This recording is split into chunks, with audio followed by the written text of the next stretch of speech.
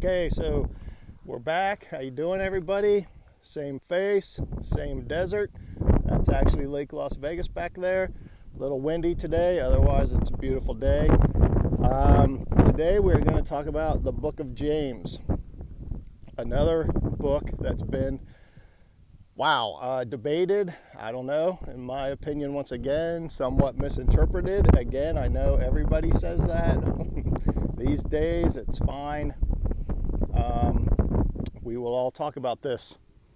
So the book of James, the key to the entire thing that I think most interpretations have been missing is that in the very first part, very first sentence, the book of James written to the 12 tribes of Israel. The book of James his audience is Hebrews. Now, we've been talking since the beginning of my Instagram series here on Romans and everything else about Hebrews and Gentiles. This was their world. This was the world, the context in which these books were written. So, James was a big player in the Jesus People group in Jerusalem, part of Peter and the group who were, hanging out with Hebrew people, telling them about what the Jesus thing meant. Paul decided to go to the Gentiles. Everybody's not, they can overlap, it's fine, they're not exclusive. Paul talks to the Hebrews a lot because he is a Hebrew. But James, there's a group of Jesus gatherings around probably Jerusalem in that area, maybe a little bit wider out, who are made up of Hebrew people. They are in the tradition of following the law. Now,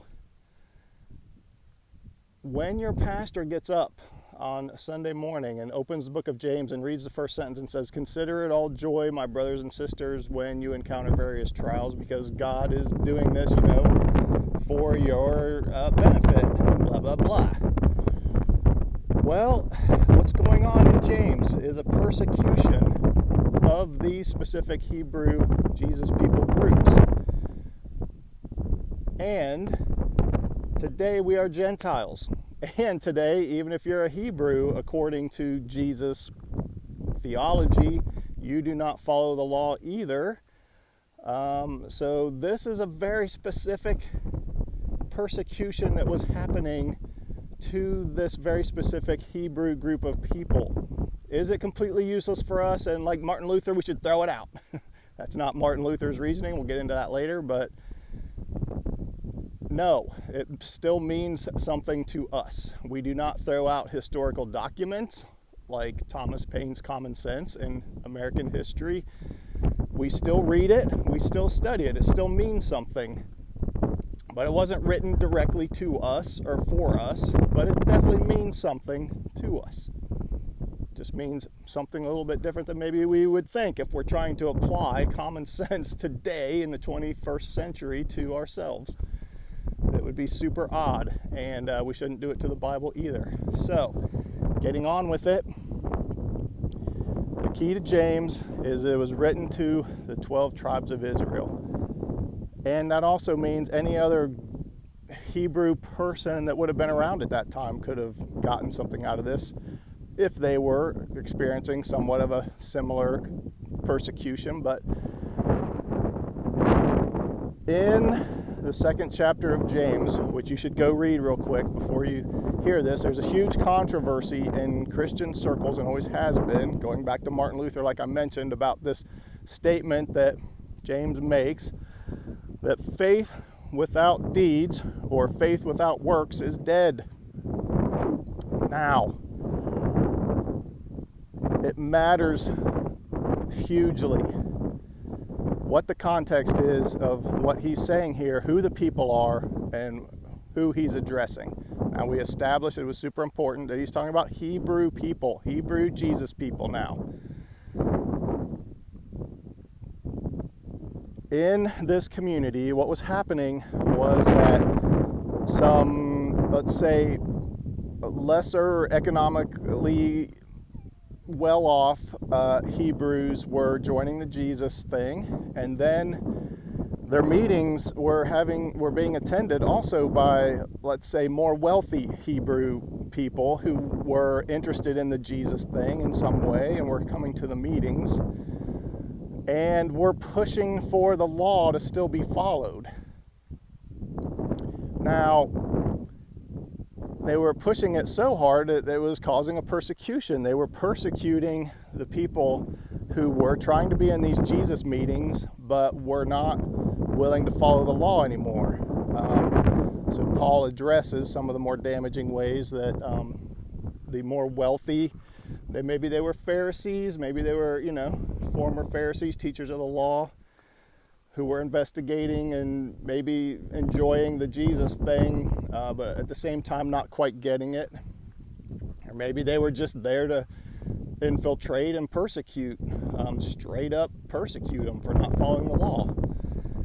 At any rate, this is the persecution and the suffering that James refers to in the first sentence of the book. And what was happening was the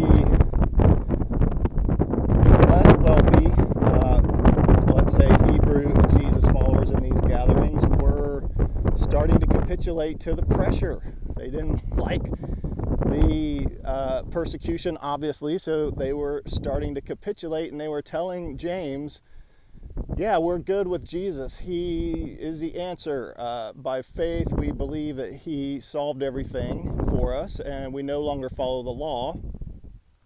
However, they were still trying to follow the law by bowing to the pressure of these persecuting wealthier Hebrew people. So James they want to make this argument.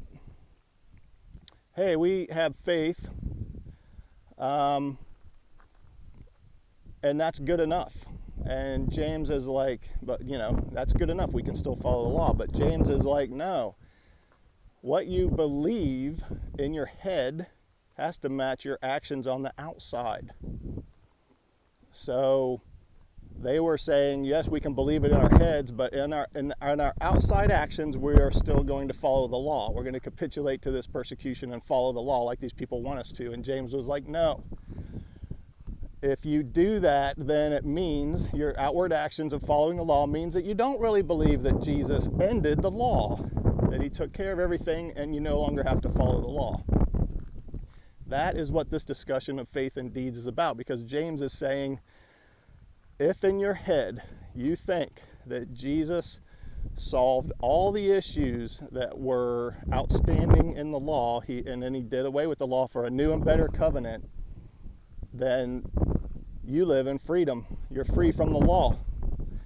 And if you don't live that way, then you're into something else. If your outward actions, even if you believe it inside, but your outward actions you're still following the law, then that shows everybody on the outside that you don't really believe that Jesus ended the law and solved the problem, that the new covenant is a better way.